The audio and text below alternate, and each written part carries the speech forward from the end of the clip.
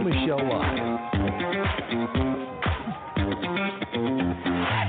Hey, thanks for joining us today. I'm Michelle Mendoza, and we are live from the Washington Sportsman Show. It has been absolutely amazing, and if you're joining us right now, you are part of our Sports Time Out show.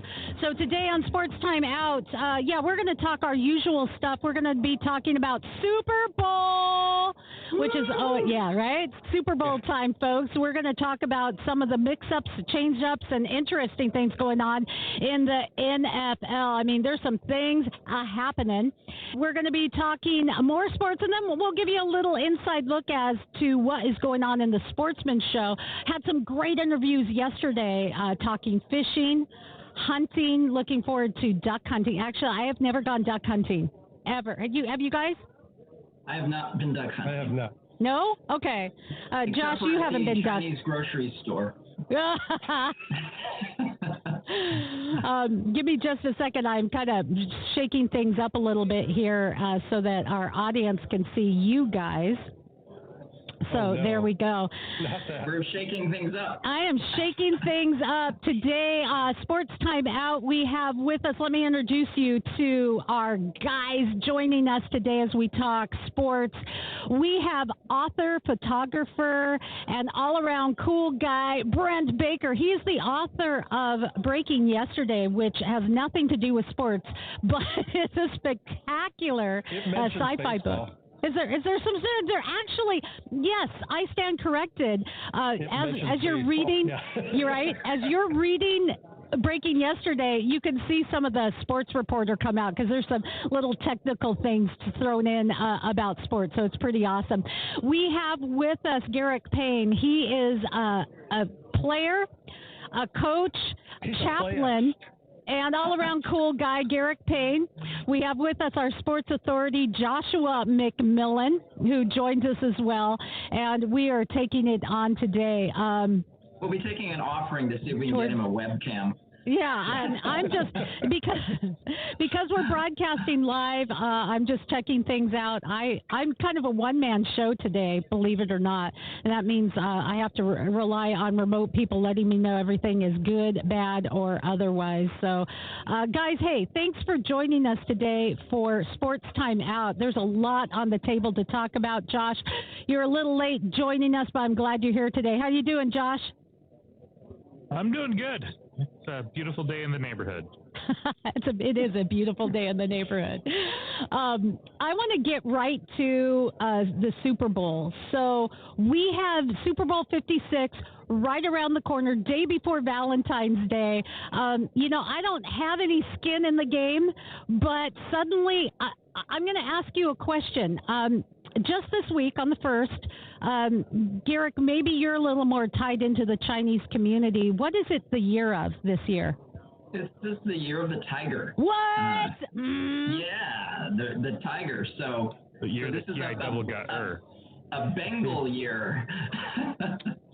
Yeah, so it's the year of the tiger, and as I said, I don't have any skin in the game. My team didn't make it, but I have been following the Bengals, and it's been pretty exciting. So that's going to be my pick for the Super Bowl. But let's talk about getting there. Here we are.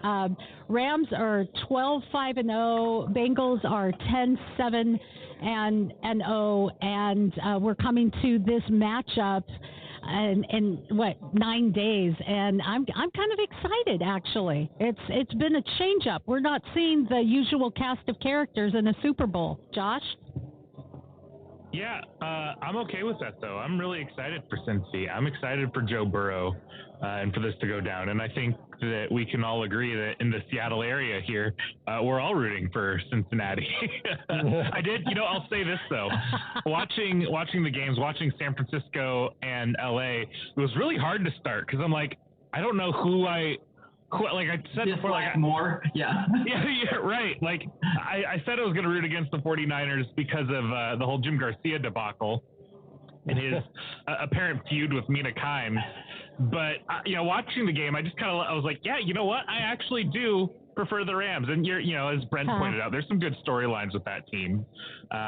So I hate them a little less that I think I like the players. I mean, like Cooper Kupp being a local product, and I like a lot of the players. Hate the team, but man, Cincinnati is exciting this year, and we've seen them beat a team already that is very similar to the LA Rams in beating Tennessee, the number 1 seed over in the AFC. They're a team that's built on their defense, built on the run game, and has kind of a second tier quarterback. I mean, that's not bad, right? Ryan Tannehill, Matthew Stafford, they're not bad quarterbacks, but they're not in the elite. They probably wouldn't put them in the top 10, certainly not the top 5 of quarterbacks. So they're very similar teams, and I think that it's going to make for a much closer game than a lot of other analysts are thinking it will be. Yeah, I see no reason why it won't be. I see no reason why it won't be a close game. I mean, things can happen, but Cincinnati really has not been looked at as a favorite in any of their playoff games, and yet they keep on going on the road. They go on the road and beat the number 1 seed. They go on the road and beat the team that kind of has designs on a dynasty in Kansas City, and pretty much shut Patrick Mahomes down in the entire second half of that game. Oh my gosh, yeah. So that's it. That name, you may not know the names on Cincinnati's defense, but they're legit. Yeah. Did anyone know who Richard Sherman was when he first came on the scene? Did anyone know Earl Thomas, Kim Chancellor? That's a good point. I think you're seeing these guys come into their own.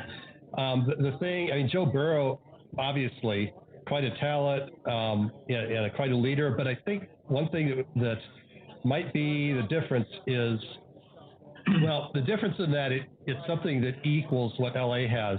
LA has this insane chemistry between Stafford and Cooper Kupp, and I don't think we can undersell the fact that Jamar Chase, not only an outstanding talent at receiver with insane speed, but a college teammate of Burrow's at LSU when they won the national championship, and I think he did him this year. Those are special, Gary. So, yeah, I know who I think don't feel like they're a better team on paper, but Cincinnati's kind of got that for something going right now. So, kind of, they might pull this one and team that nobody saw coming to win the Super Bowl this year. Well, yeah. Go ahead, Garrick. I think you're absolutely right, Brent, that the Rams pencil out as a better team, but I'm right there with you. And the fact that they have been playing in the other team's home field, and even though it's the Super Bowl neutral location, it is the Rams' home field. I actually had the opportunity to be down there at the new SoFi Stadium, and it is an incredible venue, and it's going to be buzzing for that game, and it will be a Rams crowd, but I definitely think that it's going to be. Yes, it will. However, okay. They didn't even have a Rams crowd for the Rams game. So watching the 49ers and the Rams, I was like, I don't really care. But whatever. I was much more interested in the Bengals going to the Super Bowl, and I think there's a lot of folks who are behind that. We love an underdog. There's a cool story there. People who were counted out, people who were overlooked, and the Bengals are that team. So I think there's going to be not only a lot of folks who, of course, it's a local team. I get your point, Garrick, but I think we're going to see a heck of a lot of orange in the crowd, but that's just my prediction. No, I think you're right. It is. The Rams don't even get fans, selling that place out for their own game. I mean, LA is not fan central. Okay, It's not like Boston. It's not like Chicago, where people live and die with their teams regardless of whether they're 15-2 or 1-16. The Rams, if they're losing, they don't have fans. So LA is a great place to have an event like the Super Bowl. I don't think it's a great spot for home field advantage, whether you're playing a regular game or you're playing a Super Bowl. I think the crowd will be a Super Bowl crowd, which will be a lot of people with a lot of money from all over the country. That's very true. Yeah. It'll be the people with a lot of money because those tickets are bank people. Bank, Yeah. are you kidding me? And it's such a big deal. Did you know that in Cincinnati, they're calling off school on Super Bowl Monday? So it's one of the biggest days That's that people... how it should be in life anyway. I just think it should be a national holiday. It's our premier secular holiday, so what can you say? It is. Right. It is the number Get one the day wings for and people. The pizza boys. The day that people take off of work more than any other, as a whole, is the day after the Super Bowl. And there has been a movement, even a petition, to move it to Super Bowl Saturday. But come on, I don't know, Pastor, what do you think? Well, and people are not going to go to church. Come on. Right. Well, there's the thing about the Super Bowl. It says that never during church time, because there's always NFL games during church time, but they put it in the afternoon, and so Do you preach quick that day? I never preach quick. No, but I think if they moved it to a Saturday, people would whine for a year or maybe two, but I think people would get used to it. And I don't know, but there's something about Super Bowl Sunday just because our whole lives it's been Super Bowl Sunday. So yeah. Anyone out there listening at the Sportsman Show like an idea of a Super Bowl Saturday? Womp, womp, womp. Okay, there you go. Right there. There it is. So your picks, and we're going to be talking about this, of course, more next week. We'll make it our Super Bowl special. But your guys' picks for the Super Bowl, what say you, Brent Baker? They go Cincinnati's rookie kicker nailing one at the gun. Ooh. Man of faith there. He's a man of faith. Yeah, Garrick. I'm gonna take the Bengals just because the way that they've been playing and they're riding a bit of a wave, I think. Yeah. And I think they can probably carry that in. As Brent pointed out earlier, the way that they played against Tennessee, the way they played, last week against the Chiefs. Yeah, I think they've got a very good chance. All right. Yeah, Josh? I like to be the contrarian, but not today. Yeah, don't do it. Don't do I'm going to go for the Bengals. And, one of the big reasons is Joe Burrow. I mean, this is effectively his rookie season, out most of the year last year with injury. But, man, he's been an assassin. He is just he's gone into the pocket with confidence. He's not been making big mistakes. And I think that's the difference. I mean, if the Rams want to win this game, they got to have a big running game, and they have to have a big day running the game because Matthew Stafford, if you make him throw too many times, he's going to make the mistakes. He almost lost the game for them last week. I mean, you guys remember the dropped interception that poor man, that poor Tart will never forget for the rest of his life. He's going to have nightmares about that dropped interception that hit him in the chest, man, wide open. Right. But there was a couple times like that where you thought Matt Stafford was going to give the game away. And again, he's not a bad quarterback, but unless you're that top level elite, you're going to give people those opportunities and you want to protect them. The same with Ryan Tannehill, why they can beat him. If they can stop the run and make him throw more, they can beat them. So if the Bengals can stick to that formula, I think they have a really good chance here. And I think Joe Burrow is really emerging to be one of the elite quarterbacks in the game. Like it, Josh. Thank you for that analysis. I am looking forward to the Super Bowl, but there's a lot of behind-the-scenes things happening. Give us your pick, Michelle. What's that? Sorry to interrupt you. Well, because she's an LA fan now, and she doesn't want to tell us. We didn't get your pick. Come on, I'm riding the orange wave all the way. Come on, I already orange in my outfit. I have to. So guys, Tom Brady. Retired, done. Mark Staples watching Tom Brady in another Super Bowl. Thank you very much. I got to get your guys' reactions to that. And in fact, that kind of opens up the field a little bit as we're looking at All-Stars and all of some of the future that I know you guys are going to weigh in on. So let's talk it up. Yeah, I mean, I mentioned this a little bit last week. What does the NFC look like next year? Right. You know, like where are we well, at? And Aaron Rodgers, was it Tennessee? I have to remember where they. I think Denver's been looking. But he bought land. Bought land in Nashville. Yeah, in Nashville. That's right. So that's a good investment. You're like, what? Is he a country music fan? Well, so you can kind of follow. I was talking about the team otherwise known as football in Washington that used to. Now they're the Capitals, and we kind of Commanders. knew you could Commanders. look at Commanders. Thank you, Commanders. My bad. The salamanders. You knew that because they purchased all of the Commanders' URLs and things. So that's how that was leaked. And so I'm wondering, do we have the same insight looking at, I'm going to sell my property here, I'm going to buy over here, Aaron Rodgers, that's a big change, Tom Brady, and like you said, Josh, what's it going to look like? Yeah, I don't know that it's going to look good for most of the teams out there. And again, like Sean Payton retiring, Tom Brady going away, Garoppolo probably not with the 49ers next year, and you think they're going to probably give Trey a chance, but wasn't super encouraged by what I saw from him in his limited playing time. I mean, the Rams are going to still have Matthew Stafford, but they're going to be on the decline. The Rams, this is their peak. This is their time to hit the Super Bowl because they've traded away like a decade's worth of freaking picks to get here. So there's just, Kyler Murray, which you have questions about, no one knows.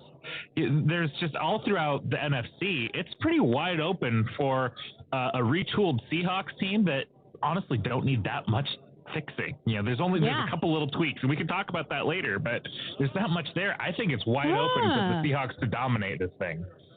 Is that wishful thinking? Because you're a Mariners fan, and so if you're a Mariners fan from the Seattle area, there's a whole heck of a lot of wishful thinking there, guys. Sorry, Josh, I'm just saying. Hey, I want to put one theory out there at the Aaron Rodgers thing, because we saw just a few weeks ago how he has totally been trolling people in some of these interviews. For example, he put he has these bookshelves behind him that you can see when he's on YouTube, and every now and then he changes books and puts them up there just to get people talking about what books he has on there. And he totally set off the world by putting Ayn Rand's Atlas Shrugged up on the shelf, and everybody was weighing, and everybody's like, "Oh, I'm an Aaron Rodgers fan now. Oh no, the guy's garbage. I hate him because he's been reading that book. He's never read the book. He just put it up there for that to happen." Yeah, so, did you guys hear that? Just give a little clarity. That's an Ayn Rand book that he said he read. Ayn Rand tends to be libertarian, right? And he just did it to kind of shake things up a little bit. He Joe Rogan'd them, He's just, I'm not saying I believe this. I'm just talking about it. And conservatives, now he's become their darling. Liberals, now he must be canceled. It's just more of the same craziness out there. And why I bring that up is I'm going to say that this purchase of property in Tennessee is a troll. I think he can afford to do something like that, right? Yeah. So why not buy something like that and get the rumor mill going, and then end up in Chicago or something? I'm right with you, Brent. I don't think he'll ever end up in Chicago. He won't end up in Chicago. And you were saying, we were talking about Denver looking at Rodgers, and Aaron Rodgers saying, "Hey, I'd like to bring some of my team along with me." So that's where it's cray cray. Come on. Yeah. I think it just, for me, it's entertainment, and I really enjoy watching it, and it's kind of fun for some people because it's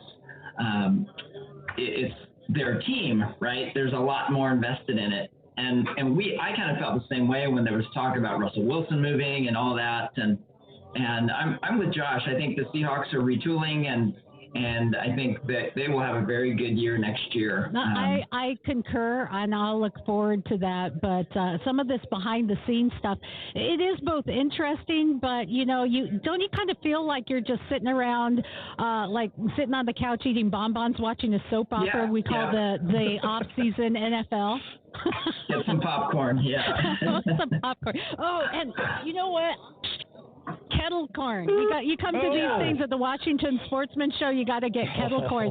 All right, here's another big story that we have got to really sparse through, and that is former Miami Dolphins coach Brian Flores is suing the NFL because of racism, racial discrimination, and this is a big one to unload and try to dissect, guys, because the NFL has these protocols in place that you have to interview so many people with this color skin, which I've always thought was stupid. Sports is the one place where you see race doesn't matter because you just want to win. So why does it matter with coaches? Does it matter with coaches? And is this a natural result of having this kind of affirmative action in the interview process? I mean, this is a lot to unload. Belichick is in this mix deep. You can't get him out of a good controversy. So, boys, let's take this on. Brent, I want to start with you. So, yeah, there's a whole lot to this picture. You know, you said that sports is with saying sports is a meritocracy where all they want to do is win. Well, part of this lawsuit actually addresses the fact that apparently not all of these owners really want to win that badly all the time, because specifically in the lawsuit he talks about how he was told to lose games to improve Miami's draft position. And then we have Hugh Jackson coming out of the woodwork, who I don't think really belongs to the same conversation, because I thought he was a terrible coach no matter what color skin he was. But he's saying that Cleveland was incentivizing him to lose and like offering him bonuses to lose when he was there. I think with the Flores thing, you know, when he got fired, there were rumors that he was hard to work with. And maybe that was the case.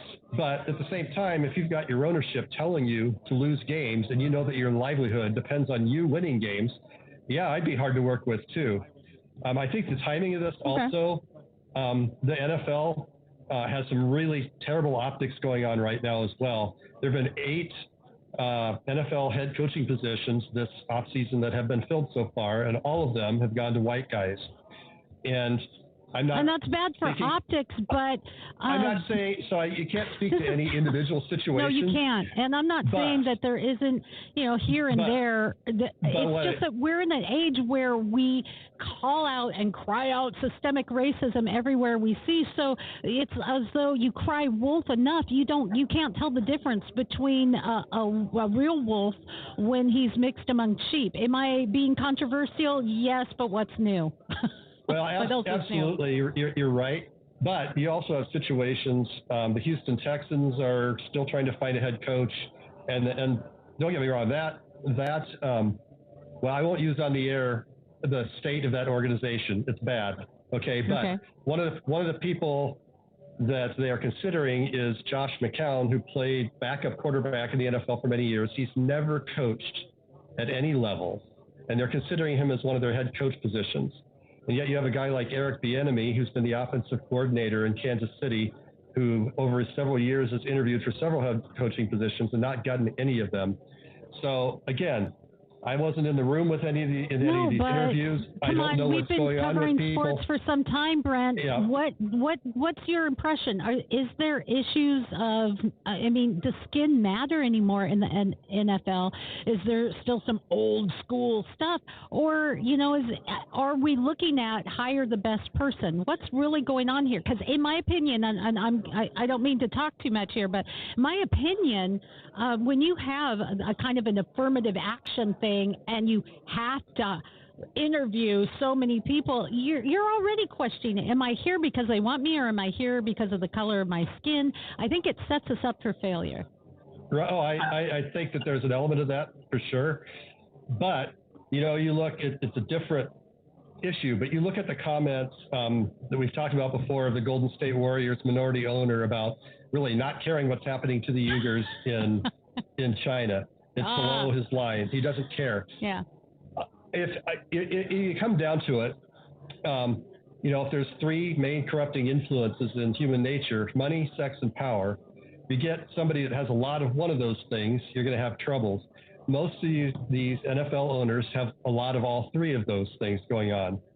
So you get into those positions and you feel like you can do whatever you want to with impunity, regardless of whether that is in how you're hiring people, how you treat people once they're there.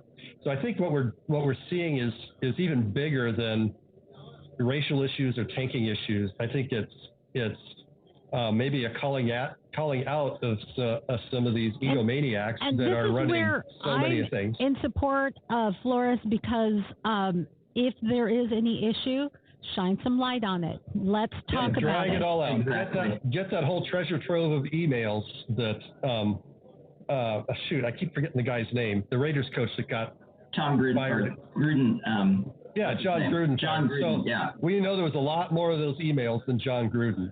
Let's see the rest of them. Let's see what all these guys talk about in their back rooms. If you're going to can one guy, and you got these lawsuits going on and you want to issue all these denials. Well, let's see the proof of it. What are you guys talking about?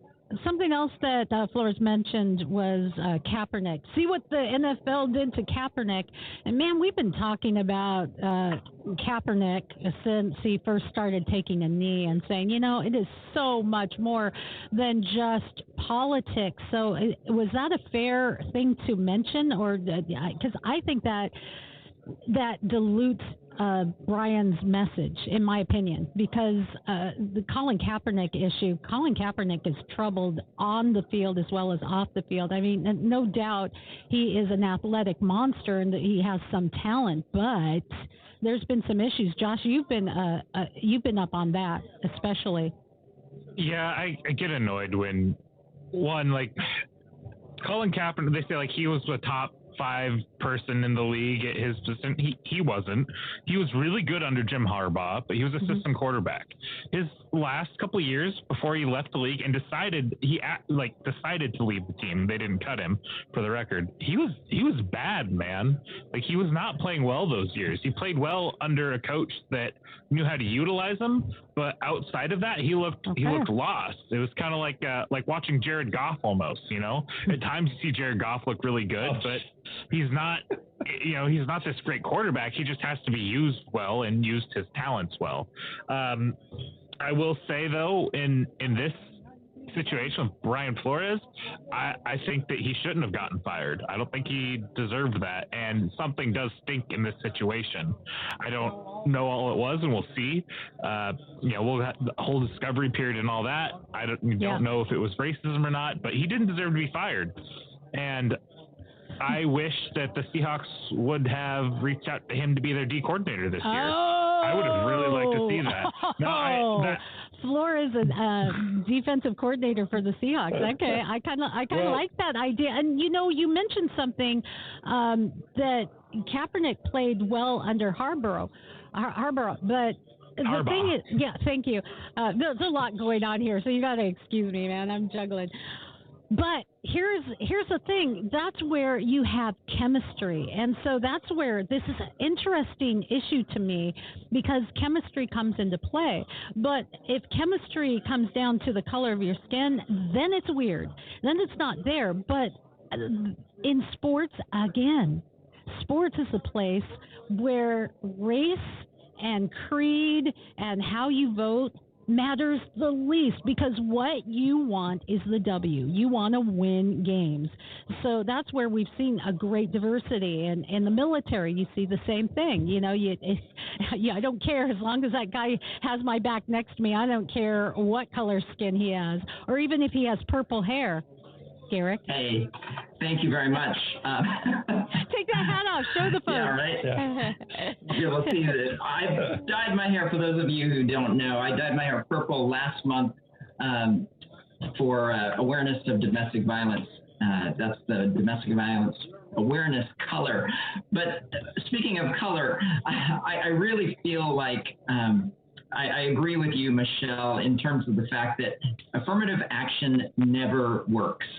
I mean, it may work, but it works against you more than it works for you. It works against people of color. It does. You see it in college settings where you just send people, and it's like you're setting them up to fail because it's not looking for the best and the person who's the best fit. We're just going to stick you in there, and then you see people of color that fail. Affirmative action just really doesn't work, and then you wonder as a person. Garrick, you and I are more minorities on this round table. You wonder, am I hired because I'm damn good at what I do, or am I hired because I check the boxes? That's a tough position that you're putting people in. So, there's some problems there. Yeah, and I just feel like it undermines the very thing that you're trying to achieve, and so it's one step forward, but it's two steps back. And what I think is going to solve this issue is time. Because there are still people. Time and sunlight. Mm-hmm. And I think I agree with you that I think the lawsuit is good because it will shine some light on some things, some and dark hopefully, places. But then with the way people are today, we have already made our decision. And so what we're looking for in any of the discovery, as Josh was talking about, and the lawsuit, is things to shore up our own opinion. So that's going to be the tough thing if we can grow as a people and have conversation. Quickly, because there's other things to talk about in sports today, I wanted to talk about how the Pats mad. Mr. Bill Belichick is weighing into all of this controversy. You can't keep him from a good controversy, can you, Josh? Yeah, no, you certainly can't. And really quick, I wanted to chime in before I get people too excited about Brian Flores. The news broke just a little bit ago here that they're expected to elevate Hurt, who is currently a defensive line coach, to their new defensive coordinator position. And the Seahawks. For the Seahawks. So I don't think that Brian Flores is still an option from the reports I'm seeing. They obviously didn't consult with you first, which was maybe their first mistake, Josh. But Clint Hurt, I mean, what a name for a defensive coordinator, you're going to put the hurt on people. Need to bring the pain. Yeah, I'm into that. And D-line coach, I need more D-line play for our Hawks this year. Well, I'm sorry, what were we talking about? I had to break the news before we Okay, the first thing I want to say is, because I'm getting emails on this, no, this isn't a stein of beer, but it is the best coffee I may have ever drank. It's they're fabulous. They're in the booth next door to me as we broadcast from the Washington Sportsman Show, and it is Camano Island Coffee Roasters, and they are keeping me in this stein the whole Sportsman Show. So yeah, that's what she's like. What's in the stein, Michelle? What's in the stein? No, Josh, I wanted to get your thoughts on the man who can't seem to stay out of a good controversy, and that is the coach for the Patriots, Bill Belichick. Oof, yeah. He's weighing in on this too. Have you seen the text? His text, yes. I saw the text. I want to hope that it was an honest mistake. That either he just got the number wrong, or maybe he just happened to grab give someone a deflated football. Right. or maybe because they both have the same first name, maybe they told him that Bill got the job, and he's like, oh, he obviously means Flores. I mean, that's. But there's a little part of me. Excuse me. There's a little part of me that thinks this is a very cruel prank in the world of Bill Belichick. There's no substantiation to that, but there's just a little bit of me that's like, what if he totally meant to do this? What if he did this all just to be like, hey, you got the job. Oh, sorry, just kidding. Wrong person, lol. Yeah. Wow. That was just weird. That whole thing, that whole text exchange was weird. Yeah. Fill us in for those who don't know about it, Brent. So yeah, Bill. So first of all, Bill Belichick and Brian Flores do have a prior relationship because Flores did coach under Belichick. So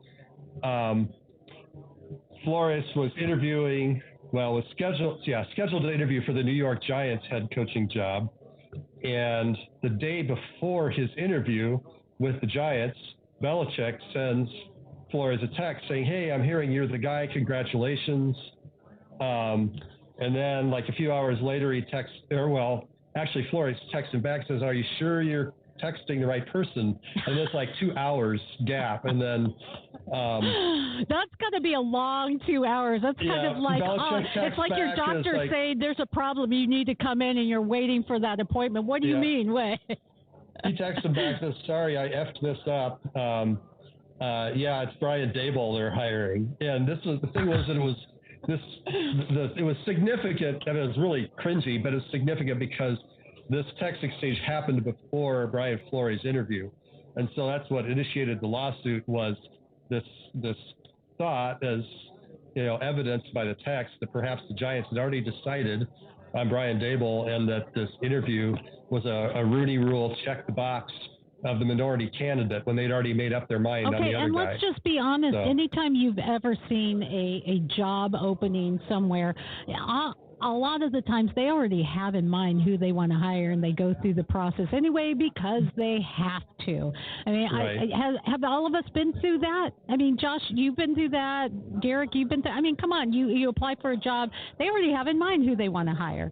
But, you could wow them. You could change their mind. At least you're in front of them. But, yeah, it happens. Yeah. Yeah. The way that this one rolled out was just kind of funny. Awkward. Because Brent gave the abbreviated version of it, but the way it went, it said, "Hey, sounds like you've landed. Congrats." And then he says, "Did you hear something I didn't hear?" And then he says, "Giants?" And he says, "Well, I interview on Thursday. I think I have a shot at it." And he says, "Got it. I hear from Buffalo and the Giants that you're their guy. Hope it works out if you want it to." And he says, "That's definitely what I want. I hope you're the right coach. Thank you." And then it says, "Coach, are you talking to Brian Flores or Brian DeBoyle?" Oh. Just making sure. And then that's when there's that gap, and he says, "Sorry, I effed up. I double checked and I missed the text. I think they're naming DeBoyle. So I'm sorry about that." And then he writes back, "Thanks, Bill." So, it's just. I'm sorry, there's a cute kid here, so you guys keep talking. That's why I always say, don't ever text anything you wouldn't want read aloud in court. Yeah, That's there right. you go. There you go, right? I had a friend that said they need to develop an app for tipsy texting, kind of like before you drive, you have to blow into some kind of device. They should have that on text as well. But I don't know if that would have helped Mr. Bill Belichick. So we'll see. Guys, I want to move over to the Olympics. We're getting up on the beginning of the games, and these Olympic Games, man, there's problems from front to back. There is a lack of spectators, of course, in the stands due to COVID, and those who are there are supposedly there's restrictions on cheering. Of course, networks covering it have all of their commentators working outside of the country. What the heck, really?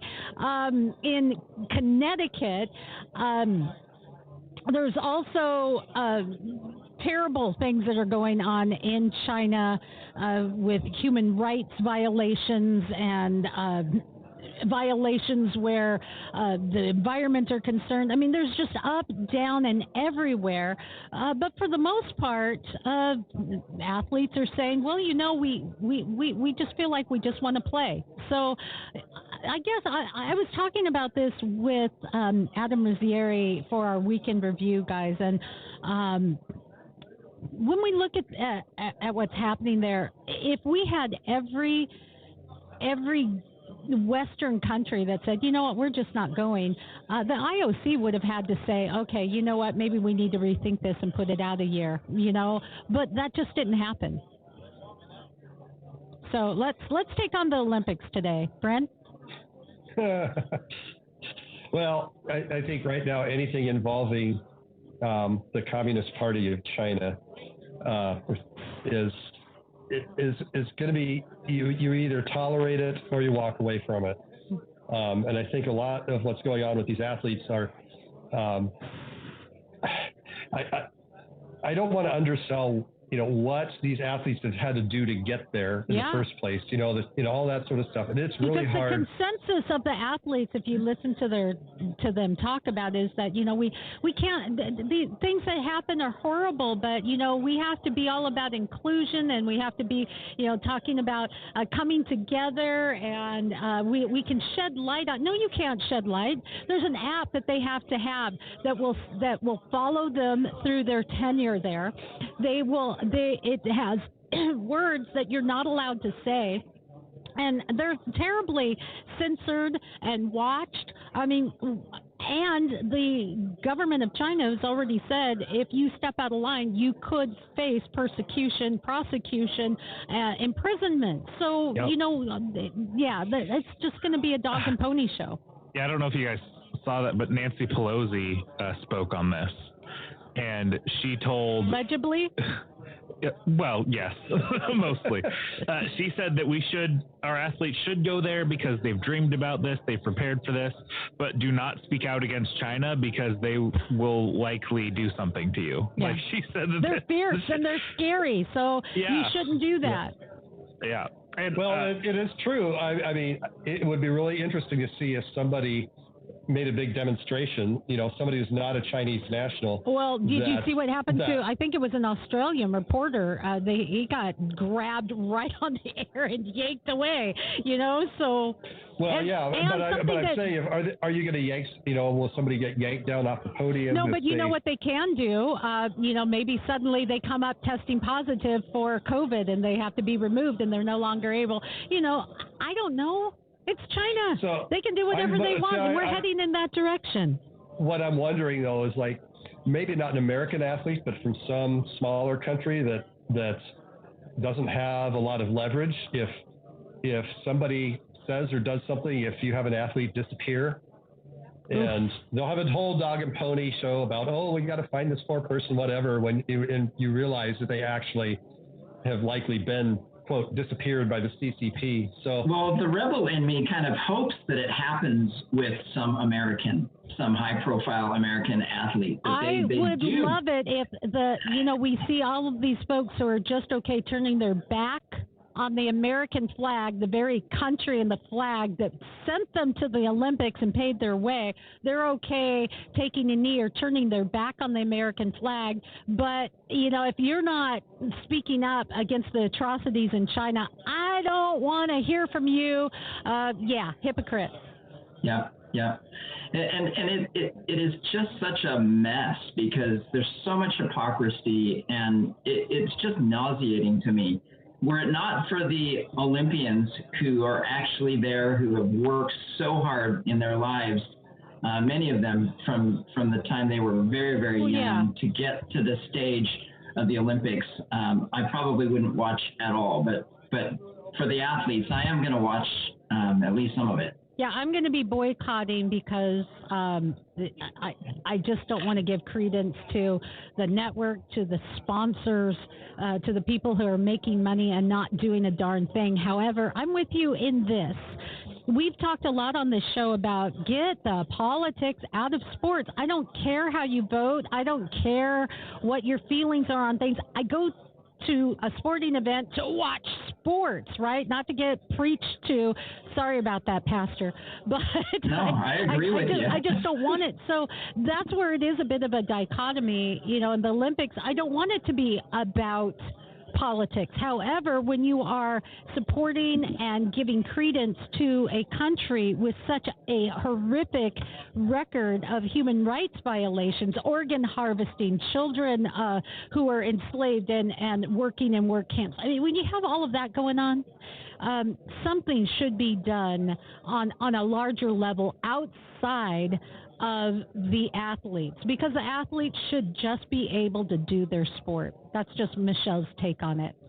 It would be nice. I guess what my thought is, I'm not saying this is a good thing, but if the NBA is not going to stand up to China, if these, if our 9-figure salaried athletes are not going to stand up to China, I don't see, a cross-country skier who's got no leverage and no money and not the backing of multi-billionaires. I don't see them, in a position to do that. I don't know. I see them as in more of a position to do that. I think that you see people that have millions and are tied to the $1 million corporations, that they have a lot to lose, and a lot of people they got to keep happy. A lot of these smaller athletes, they're not beholden to as much, and honestly probably live more according to real life values than corporate interests. Ooh, there you go. That's food for thought right there. Josh. You make a good point. But I really you make a good do point. not... I'm just saying that with that money and influence comes power. Certainly. Yeah, but look at what's happening, and I'll tell you what, you have lost all of my... I don't want to hear about your social justice gobbledygook if you are going to play the hypocrite and we just don't care. It's not on my radar, and I don't want to hear you're not on mine any longer. I mean, you really have to take that into consideration. Another issue I wanted to take up is the USA Swimming changed the rules for trans athletes. So that trickles down into the NCAA. And Caitlyn Jenner actually weighed in on this. I'd love to play the soundbite, but being here remote, it makes it a little more difficult. But Caitlyn Jenner said that, it's kind of like they've pushed the issue down the road. They've changed it a little bit, and you have to be on hormone suppressors for a little bit longer, blah, blah, blah. And Caitlyn said, you know what? I get asked to play in celebrity or women's golf tournaments all the time. I'm still over 6 feet tall. I'm still, I still have the strength that women don't. I don't do that. This is something that we're going to have to address, and I think we said on this show it'd probably be best if we're going to recognize people who have undergone these kind of transformations, that maybe they need to have a category of their own. Well, I didn't hear about the swimming ruling. What did they? What did they? Well, what rule did they change?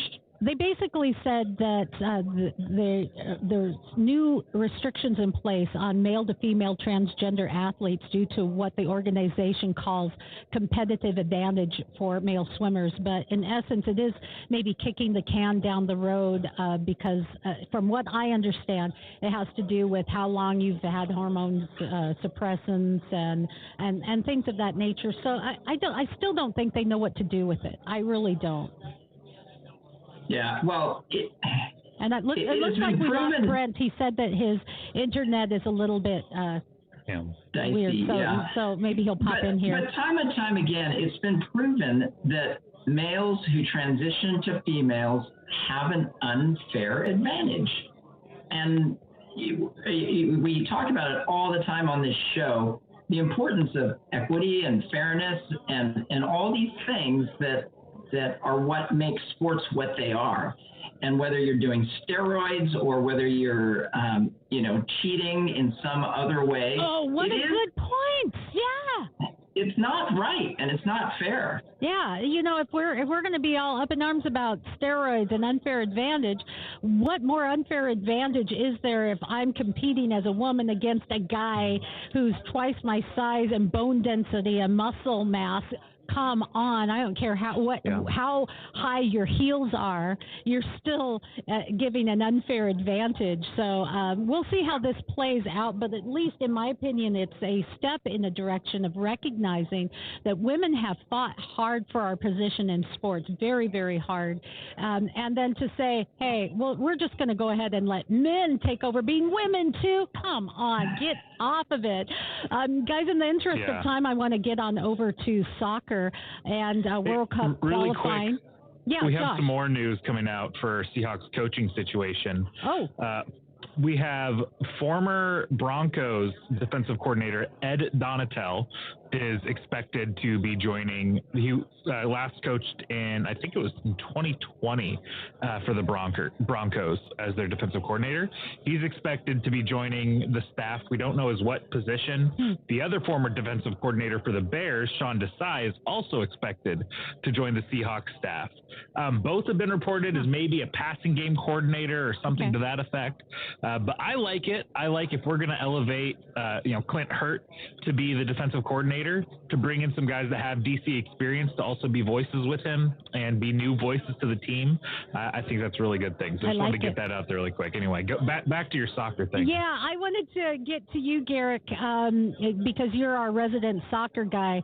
Some thoughts on qualifying, World Cup qualifying games. Well, Mexico drew to Mexico just hang on. What was the latest game just this week? I'm sorry, you're slowing down there. Someone wind Garrick back up. Wind him up again. Mexico beat Panama 1-0 on Wednesday.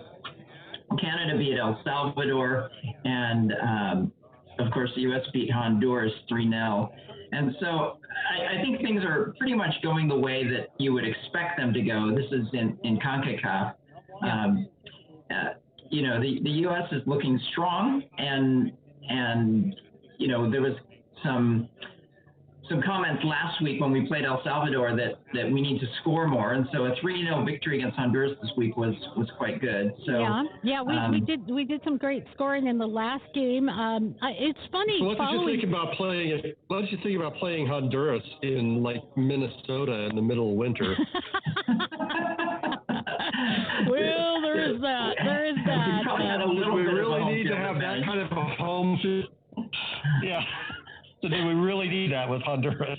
That's right, exactly. But, one thing we've been following, especially on social media from people, is that our MLS guys on the U.S. team, the U.S. men's national team, just can't get any kudos. It's like MLS is still the redhead stepchild of all soccer, and you can't get any praise for Christian Roldan or Jordan Morris, who, by the way, also are Seattle Sounders. You just can't get that, and I get that. We've been talking about off air some of the dynamics there. I don't think Christian needs to be there as a forward. He has strengths in other areas, but the team is really young. It is really young, and I think they're doing a good run for the age of the group. What say you guys? Not a lot, huh? No, okay. Go ahead. I was going to let someone else have a chance to speak. But That's okay. I mean, I think they're doing really well to be as young as they are, and they've really proven themselves to be able to have. And one of the biggest strengths of our national team is the depth that we have. They're okay. A lot of he's given a lot of players. He's given a lot of players an opportunity, and so I think that has really helped us in terms of developing those players, giving them an opportunity to get out there and to be seen. And so I just feel like